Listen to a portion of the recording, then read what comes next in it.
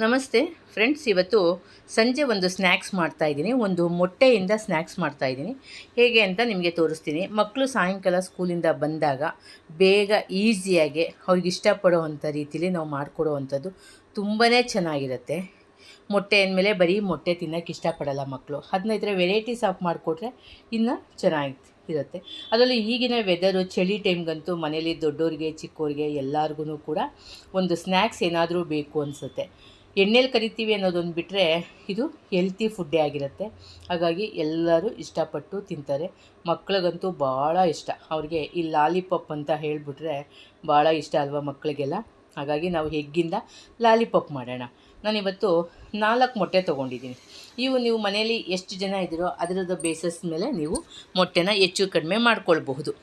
Minimum ಒಂದು 3 ಜನಕ್ಕೆ ನಾನು ಮಾಡಿದ್ದೀನಿ. 3 ಜನಕ್ಕೆ ಒಂದು 4 ಮೊಟ್ಟೆ ತೊಗೊಂಡಿದ್ದೀನಿ. ಬೇಯಿಸಿ ಸಿಪ್ಪೆ ತೆಗೆದು ಅದನ್ನು ನಾನು ಈ ಕೊಬ್ಬರಿ ತುರಿಯೋ ಮನೆಯಲ್ಲಿ ಸ್ವಲ್ಪ ತುರ್ಕೊಳ್ತಾ ಇದ್ದೀನಿ. ಇದಂತೂ ಮಕ್ಕಳು ಎಷ್ಟು ಕೊಟ್ಟರೂ ತಿಂತಾನೇ ಇರ್ತಾರೆ, ಸಾಕು ಅಂತ ಹೇಳೋದೇ ಇಲ್ಲ. ಏಕೆಂದರೆ ಅವರಿಗೆ ಅಷ್ಟು ಇಷ್ಟ ಆಗ್ಬಿಡತ್ತೆ. 2 3 ತಿನ್ನೋಕ್ಕೆ ಇಷ್ಟಪಡಲ್ಲ. ಅಷ್ಟು ಒಂದು 5-6 ಪೀಸ್ ಬೇಕಾಗುತ್ತೆ ಒಬ್ಬೊಬ್ಬರಿಗೆ. ಅಷ್ಟು ಚೆನ್ನಾಗಿ ತಿಂತೇವೆ ಮಕ್ಕಳು.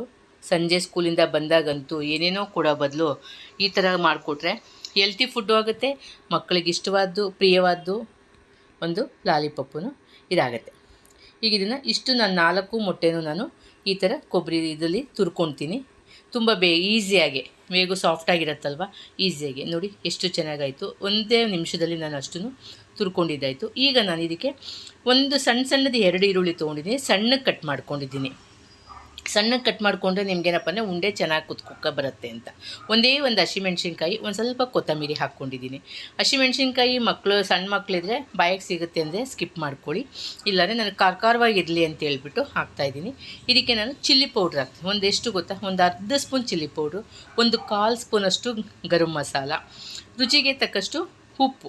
ಸ್ವಲ್ಪ ಯಾವಾಗಲೂ ಮೊಟ್ಟೆದಕ್ಕಂಥವಕ್ಕೆಲ್ಲ ಉಪ್ಪನ್ನ ನಾವು ಕಡಿಮೆನೇ ಹಾಕ್ಕೊಂಡ್ರೆ ತುಂಬ ಒಳ್ಳೆಯದು. ಸ್ವಲ್ಪ ಜಾಸ್ತಿ ಹಾಕಿದ್ರೆ ಮೊಟ್ಟೆ ಉಪ್ಪು ಹೇಳ್ಕೊಳ್ಳಲ್ಲ ಅಲ್ವಾ. ಹಾಗಾಗಿ ಒಂದು 1/4 ಚಮಚದಷ್ಟು ಶುಂಠಿ ಬೆಳ್ಳುಳ್ಳಿ ಪೇಸ್ಟು ಇದ್ದರೆ ಹಾಕಿ, ಅಕಸ್ಮಾತ್ ಇಲ್ಲ ಅಂದರೆ ಒಂಚೂರು ಶುಂಠಿ ತುರಿದು ಹಾಕಿದ್ರೆ ಸಾಕು. ಇಲ್ಲಿ ನಾನು ಒಂದು 2 ಸ್ಪೂನು ಅಕ್ಕಿ ಹಿಟ್ಟು ತೊಗೋತೀನಿ. ಯಾಕೆಂದರೆ ಉಂಡೆ ಕಟ್ಟಿದ್ರೆ ಬೈಂಡಿಂಗ್ ಬರಬೇಕಲ್ವ, ಅದಕ್ಕೋಸ್ಕರ. ಈಗ ಎಲ್ಲನೂ ಒಂದ್ಸಲಿ ಚೆನ್ನಾಗಿ ಮಿಕ್ಸ್ ಮಾಡ್ಕೊಳ್ಳೋಣ. ಏಕೆಂದರೆ ನಾವು ಈರುಳ್ಳಿನ ನೀಟಾಗಿ ಕಿವುಚಿದಂಗೆ ಮಾಡಿ ಕಲಿಸ್ಕೊಂಡ್ರೆ ಚೆನ್ನಾಗೇ ಬಿಡುತ್ತೆ. ಇಲ್ಲಾಂದರೆ ಎಲ್ಲ ಜಾಯಿಂಟ್ ಇರುತ್ತಲ್ವ. ಹಾಗಾಗಿ ನಾವು ಒಂದ್ಸಲಿ ಎಲ್ಲ ಮಿಕ್ಸ್ ಮಾಡ್ಕೋಬೇಕು. ನಂತರ ಮೊಟ್ಟೆ ನಾವು ತುರಿದಿದ್ವಲ್ಲ ಅದನ್ನು ಹಾಕ್ಕೊಂಡು ಮತ್ತೆ ಮಿಕ್ಸ್ ಮಾಡ್ಕೋಬೇಕು. ತುಂಬ ಬೇಗನೆ ಆಗುತ್ತೆ, ಈಸಿಯಾಗಿ. ಆಮೇಲೆ ತುಂಬ ಹೊತ್ತು ಬೇಯಿಸಬೇಕು ಅಂತಲೂ ಏನಿಲ್ಲ, ಬೇಗ ಬೇಯುತ್ತೆ. ಈಗ ಆಲ್ರೆಡಿ ಮೊಟ್ಟೆ ನಾವು ಬೇಯಿಸಿರೋದ್ರಿಂದ ತುಂಬ ಬೇಗ ಆಗೋಗುತ್ತೆ. ಚೆನ್ನಾಗೆ ಮಿಕ್ಸ್ ಮಾಡ್ಕೋಬೇಕು. ಎಲ್ಲ ಹೊಂದ್ಕೊಳ್ಳೋ ಹಾಗೆ ನೀಟಾಗಿ ಮೊಟ್ಟೆದು ಮತ್ತು ನಾವು ಈರುಳ್ಳಿ, ಖಾರ, ಉಪ್ಪು ಎಲ್ಲ ನೀಟಾಗಿ ಮಿಕ್ಸ್ ಆಗೋ ಥರ ಚೆನ್ನಾಗಿ ಕಲಿಸ್ಕೊಂಡು ಉಂಡೆ ಕಟ್ಟಿ ನೋಡಿ. ಉಂಡೆ ನೀಟಾಗಿ ಬಂತು ಅಂತ ಅಂದರೆ ನೀವು ಎಲ್ಲನೂ ಉಂಡೆ ಕಟ್ಟಿಟ್ಕೊಳ್ಳಿ. ನೋಡಿ ಅಷ್ಟೇ. ನಿಮಗೆ ಬೈಂಡಿಂಗಿಗೆ ಅಕ್ಕಿ ಹಿಟ್ಟು ಏನಕ್ಕೆ ಹಾಕೋದಂದರೆ ಒಂದು ಬೈಂಡಿಂಗ್ ಬರುತ್ತೆ ಮತ್ತು ಕ್ರಿಸ್ಪಿಯಾಗಿರುತ್ತೆ ಮೇಲ್ಭಾಗ, ಅದಕ್ಕೋಸ್ಕರ. ಒಳಗಡೆ ಸಾಫ್ಟ್ ಇರುತ್ತೆ, ಮೇಲೆ ಕ್ರಿಸ್ಪಿಯಾಗಿರುತ್ತೆ. ನಾನು ಉಂಡೆ ಎಲ್ಲ ಮಾಡಿಟ್ಕೊಂಡಿದ್ದೀನಿ. ಅದಕ್ಕೆ ಒಂದೇ ಒಂದು ಮೊಟ್ಟೆನ ಒಡೆದು ಹಾಕ್ಕೋಬೇಕು. ಯಾಕೆಂದರೆ ಹಜ್ಜೋದಕ್ಕೆ ಅದನ್ನು ಹಜ್ಜಿ ನಾವು ಉಂಡೆಗೆ ಹಜ್ಜಿ ಮತ್ತು ಬ್ರೆಡ್ ಪೌಡ್ರಲ್ಲಿ ಉರುಳಿಸಿ ನಾವು ಎಣ್ಣೆಲಿ ಕರಿಬೇಕು. ಬೈಂಡಿಂಗಿಗೋಸ್ಕರ ಇದು. ಯಾಕೆಂದರೆ ಅದು ಯಾವುದು ಬಿಟ್ಟೋಗಲ್ಲ. ಇದಕ್ಕೆ 1 ಚಿಟಿಕೆ ಉಪ್ಪು, 1 ಚಿಟಿಕೆ ಗರಂ ಮಸಾಲ, 1 ಚಿಟಿಕೆ ಚಿಲ್ಲಿ ಪೌಡರ್ ಬೇಕಾದ್ರೆ ಹಾಕ್ಕೊಳ್ಳಿ, ಪೆಪ್ಪರ್ ಪೌಡ್ರ್ ಬೇಕಾದ್ರೆ ಹಾಕ್ಕೊಳ್ಳಿ, ನಿಮಗೆ ಸ್ಪೈಸಸ್ ಆಗಿ ಬೇಕು ಅಂತಂದರೆ. ಇಲ್ಲಾಂದರೆ ಉಪ್ಪು ಒಂದೇ ಸಾಕು. ಮೊಟ್ಟೆಗೆ ಒಂದೇ 1 ಚಿಟಿಕೆ ಉಪ್ಪು ಹಾಕಿ ಚೆನ್ನಾಗೇ ಬೀಟ್ ಮಾಡ್ಕೋಬೇಕು. ನಾನು ಸ್ವಲ್ಪ ಇವಾಗ ಚಳಿ ಅಲ್ವಾ, ಹಾಗಾಗಿ ಖಾರವಾಗಿರಲಿ ಅಂತೇಳ್ಬಿಟ್ಟು ಸ್ವಲ್ಪ ಚಿಲ್ಲಿ ಪೌಡ್ರ್ ಹಾಕಿದ್ದೀನಿ. ಇದಕ್ಕೆ ಬೇಕಾಗಿರೋದು ಇಷ್ಟೇ. ನೋಡಿ, ಬ್ರೆಡ್ ಪೌಡ್ರು ನಾನು ಮಿಕ್ಸಿಗೆ ಹಾಕ್ಕೊಂಡು ಪೌಡ್ರ್ ಮಾಡ್ಕೊಂಡಿದ್ದೀನಿ. ಇಲ್ಲಿ ನಾನು ರಸ್ಕ್ ತೊಗೊಂಡಿದ್ದೀನಿ.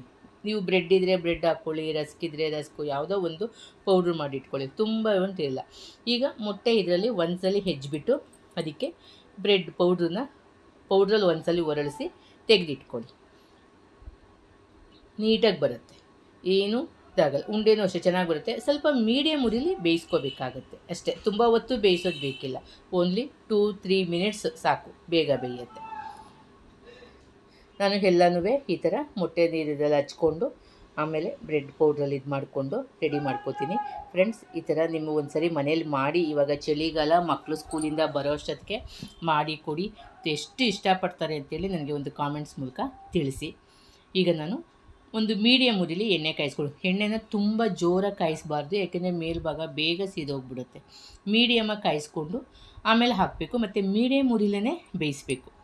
ಒಂದು 2-3 ನಿಮಿಷ ಬೆಂದರೆ ಸಾಕು, ಏಕೆಂದರೆ ಮೇಲ್ಗಡೆ ಬ್ರೆಡ್ದು ಬೇಗ ಕಲರ್ ಬಂದುಬಿಡತ್ತೆ ನಿಮಗೆ ಉರಿ ಜೋರಾದರೆ.